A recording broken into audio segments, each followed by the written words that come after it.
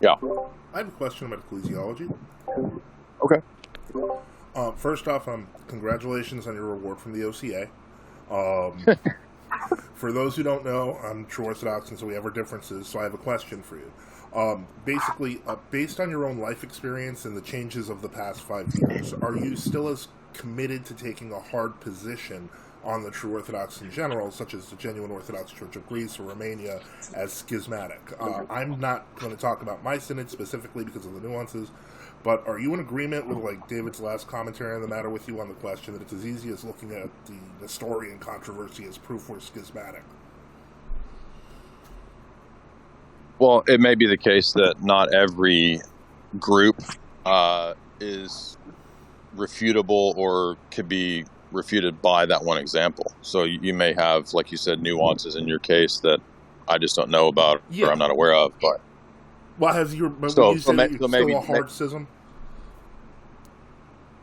Well, I mean, I think that, in cases, I just think that people that God is not like a miser in the sense that, a lot of things in church history aren't as black and white as a lot of the true Orthodox groups tend to want it to be.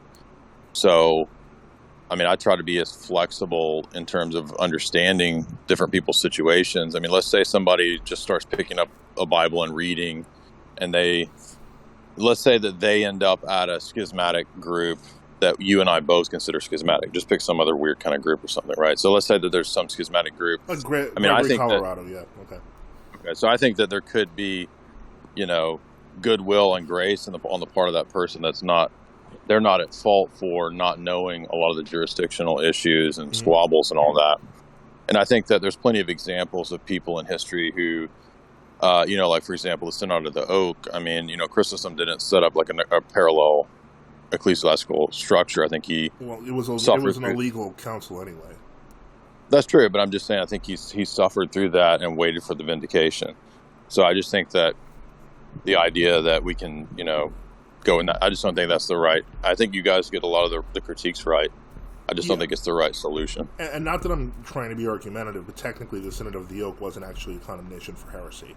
But it was an illegal council regardless. But I'm just saying that it's an example for schism. You're right that it's not an example for heresy. That's true. But with the Nestorian controversy, and this surprised me because you didn't say anything when David was speaking, and I assume that's because you probably read primary texts on the matter, where the people literally fled the churches, and St. Cyril was supporting. I'm aware. Yeah. Okay. Cool. I was wondering why you didn't say anything, but I get it. Well, hold on. So I think that. You'll see in history, in my view, you'll see different examples in different situations. Mm-hmm. And the reason that's part of the reason that there's not an easy black and white answer to all this, because, for example, agreed. There might be a situation. Wait, hold on, I'm getting a call. Let me no problem. Pause this. So there might be a situation where, let's say monks in a monastery are privy to, an abbot or somebody like that, or a bishop at a monastery, like they know directly all of the skullduggery and heresy that somebody's been involved in for many, many years, right? And so they're very close to, their proximity to, and their knowledge of is much greater than, say, people in other parishes under that bishop who don't know what's going on. Like in their case, right, it would make sense for them to perhaps immediately leave. Yeah. But let's say people in the parishes underneath that priest, underneath that bishop that don't know the whole case and what exactly is going on. Of course. Like I don't think it's binding upon them to have to, but I do think that there is the right of people in certain scenarios, if it's boldface and if it's a recalcitrant situation that they can't deal with. I think that they can be justified in like running out of the cathedral, like under Nestorius. Yeah. Okay. Well, that's good. I think we're pretty much in agreement there. I hope that as you learn more about us, maybe that will change even further. That was it. Congrats on the award again. Are you even a fan of the OCA now? Well, I think that. I have a lot of priests and bishops. Well, I don't know about bishops, but I have a lot of priests that are still friendly and positive towards the work that we do in the OCA. So there's some good people. But Huh? There's some good Yeah, people in it. sure. But I mean, like, if let's say the Antiochians and the OCA and Greeks, let's say they all got together and on their websites announced that I should be avoided, I don't think that would drive me to Into joining their arms, yeah. a different group. What I would probably do, honestly, is just like, I mean, I don't think that would happen to me in Rocore, but if by chance it did, like if I got booted from Rocore, like worst case scenario, like suddenly they put I don't know, let's say for the sake of argument, let's say I don't think this will ever happen, but let's say they put a bunch of pressure on our bishop and he said, you know, I think worst case scenario, they would just say something like, you know, you should stop publicly talking about theology or something like that. I don't think they would, because I haven't done anything to be excommunicated. Right. So, well, I'm thinking more of the Father Peter Here's case, because what's going on with him is terrible. I don't actually know, and people might think I'm saying this because I'm trying to avoid this. I don't actually know what all his canonical status issues are. Like we haven't talked in a while, so I'm not privy to what's going on.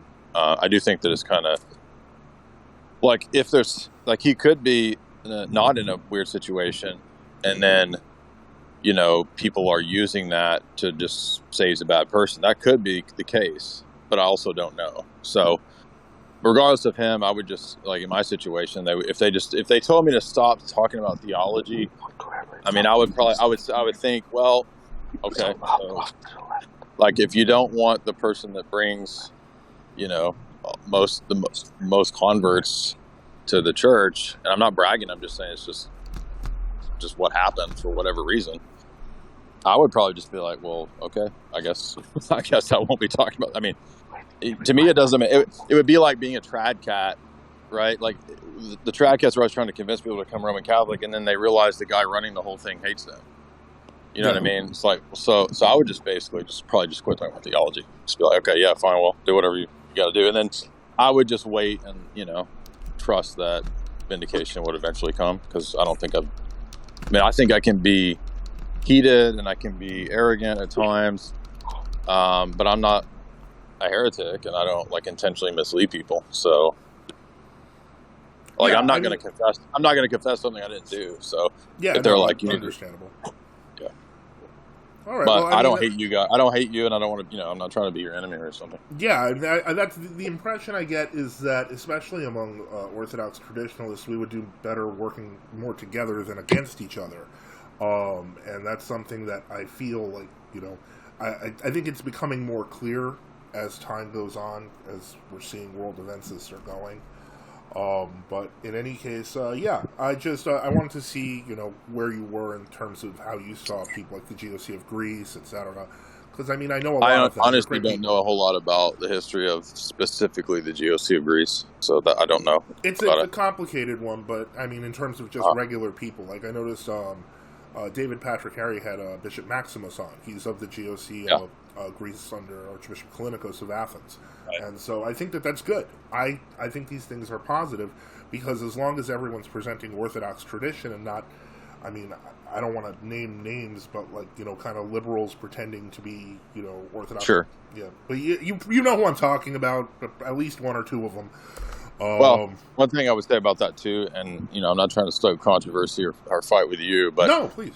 I've looked I don't know about the guy that you're talking about, Bishop Maxon, the person that you're talking about. I know that Dave Patrick Harry had him on, but yeah, I have a lot of reservations about the seminary out there, because they have a tendency to invite people like literally directly from the CIA to come out there and speak, and kind of that's been an issue with Archbishop Chrysostomos for years. He was actually some kind of, not a Fulbright scholar, but one of these paid scholarships that the spooks put out, to is that why is he probably the reason he passed on? Okay, but he basically kind of inspired that. I hate to say it, but there's almost an establishmentarian tilt when it comes to some of the stuff that is put out. But again, that's not all the GOC. That's a specific diocese.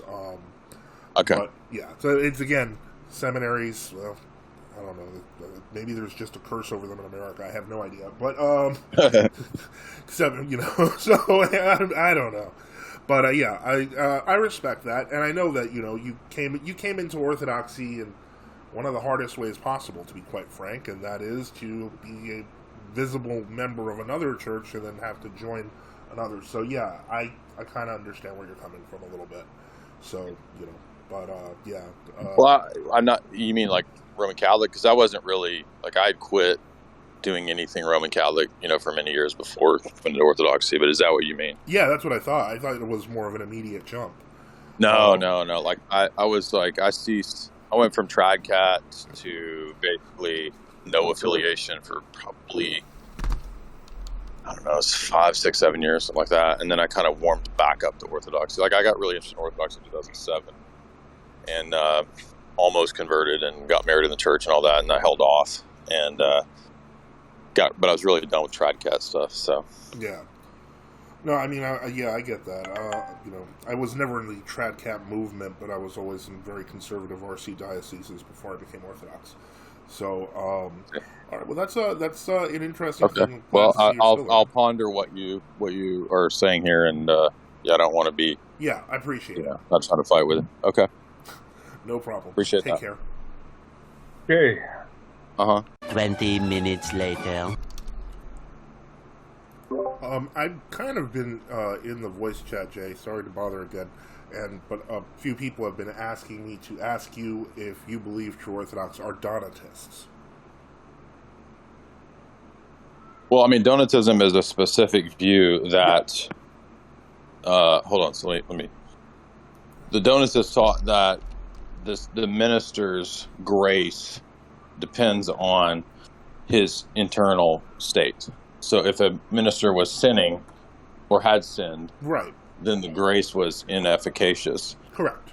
So a person who has your position could conceivably say that they don't believe in Donatism, that it's based on the sins of the minister, and that it's just specifically relating to public heresy. Correct. I understand. Oh, okay, cool. A lot of people are just a few people. Go ahead. But what I think is that it's also difficult when you get into the specifics of it, that the position could conceivably be Donatist in certain cases. If we were to ask, like, well, what about, let's say that there's a priest that's a secret Freemason or a secret heretic. And this is some of the argumentation that Augustine uses against the Donatists, because in those cases, if the Donatist argument, I'm not saying you make this argument, I'm just saying that this is an example, right? In those cases, if the Donatist line of argument was true, then their sacraments would also be not efficacious, right?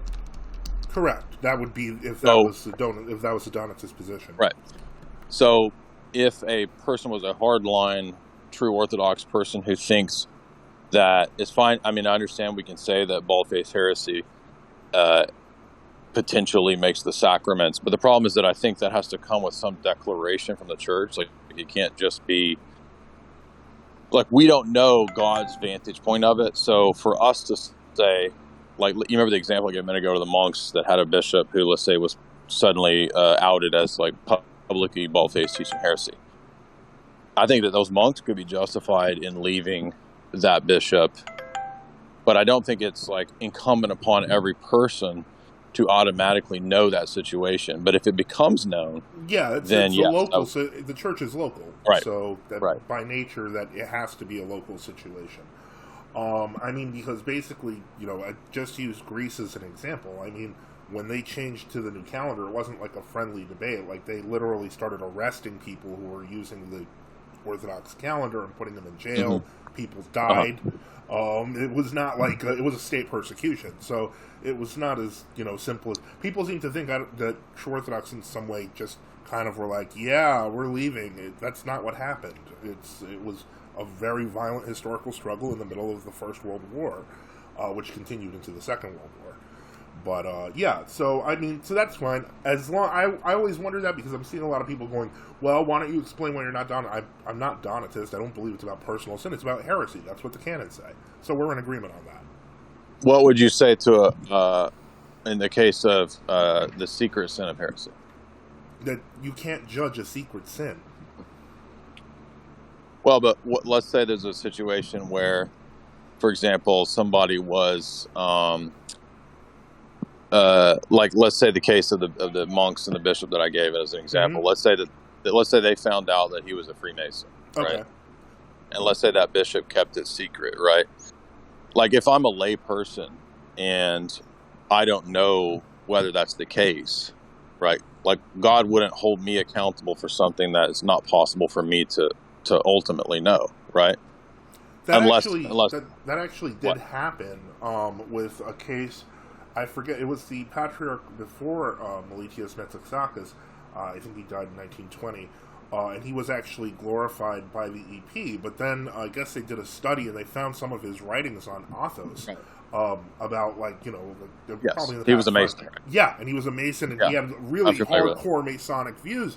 And I mean, one could suspect that was done in error. Certainly, the true. Well, no, let's say that is the case, that he was a Mason that whole time, right? Mm-hmm. Let's say when he was 19, for the sake of argument, he was a Mason the entire time, right? And so, right, like, is God holding accountable everybody who had sacraments under him? No, of course not. Okay. But the deeper question is, in that particular case, obviously that's a good example of the church being preserved despite the internal heresy of a bishop. Right. But, as you know, glorifications being public, this now gives the blessing to some of his writings were just pure syncretism. And so the point is now it's like he's officially in the calendar as a syncretist, and a lot of people were like, this is a false glorification, but it hasn't been taken back yet. Some people actually suspect the EP did it on purpose to introduce these teachings. Interesting. But in any case, I wouldn't have a problem saying that. I mean, as far as I understand it, I would say that guy was heterodox, and I would say that Bartholomew is heterodox. Yeah, and we've been saying that for 7 years. So the point is, yeah, but I think that the difficulty comes when everybody else, right? That becomes then the next situation, and it becomes like an infinite regress of like, well, if you don't recognize every position that we recognize, you're also in the same. You're a fodder of heresy, right? Well, we've experienced that, so I completely understand.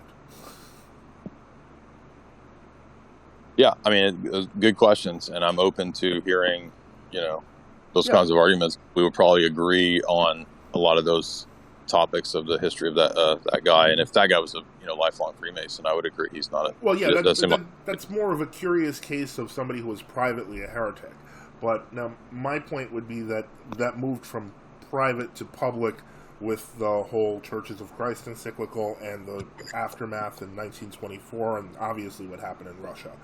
So, the point is, those people who were keeping the faith, we would say, aren't schismatics, they're just Orthodox. And that was actually the Mars Hill decision in 1982, where they finally gave Old Calendar priests the right to health benefits, because ultimately it was determined by the court.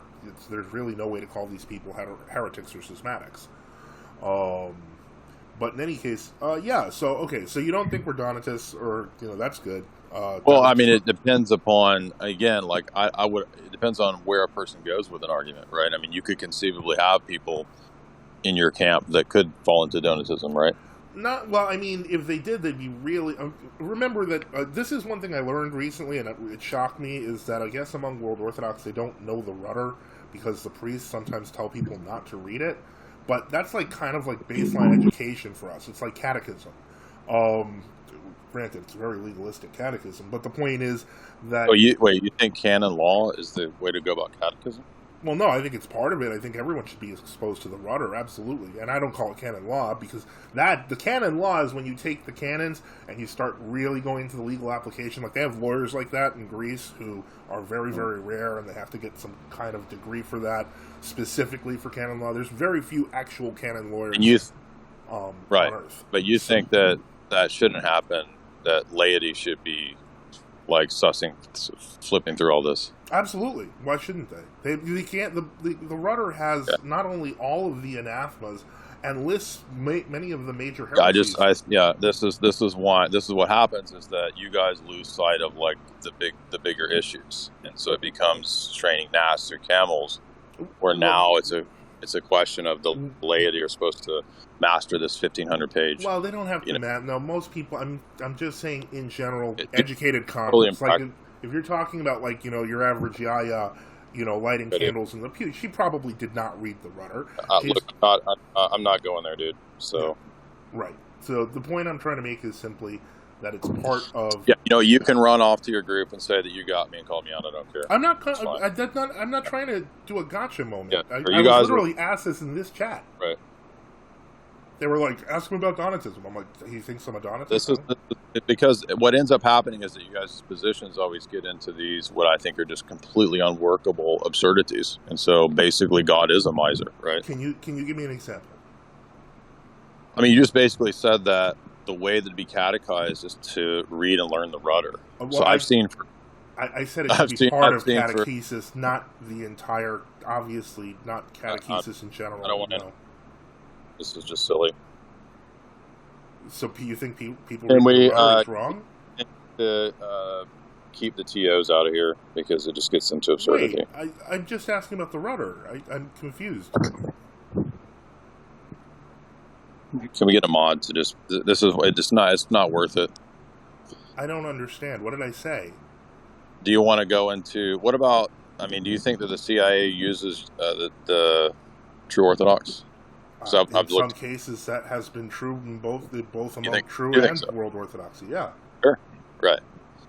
I know that for a fact. I knew people who worked, in different military positions who became clergy. That's true all around. I'm sure you've read the Orthodox history page, where what's his name, the guy who became ecumenical patriarch in the city, Athenagoras, basically I've done all the.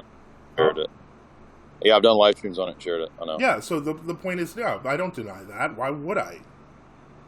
When did you become True Orthodox? 1999, I guess, is when I switched catechesis over to Hakna. Oh, you're in that. No, yeah. I'm not in Hakna. I'm not in Hakna. I was in Hakna, and I was baptized in Hakna, and I'm not ashamed of it. I mean, after they kind of fell to Yugoslavia and all their people left for the GOC Kalinikos, then yeah, I mean, basically Hakna is a shell of what it was. Almost anyone you knew from Hakna then is in the GOC Kalinikos now. Okay, I see. So you're the guy. That's why you came in here, because you're the guy that runs the Twitter page that shows all the bullshit about me on. What? That's what you guys are. You guys are something else. What are you talking about? I've seen your Twitter page, dude. I know what you guys share. You share all the Hillite bullshit and the drama about me, and then you come in here pretending to be a. Wait. First off, about Jonathan Hill, I've actually known him for a decade. It has nothing to do. Who's in hell? What? In hell? What'd you say? No, Jonathan Hill. I've known him for a decade. It had nothing. He's just been on my Twitter forever. That's it. I know, right? And I've seen the stuff that you like and share. So. Okay. Can we get a mod to just ban this dude? I can't see the stuff you like and share. You have me blocked, but. Okay, this is weird. Yeah. I don't understand. I'm not hostile. Why are you acting this way? Don't let those people in here ever. Why? What did I?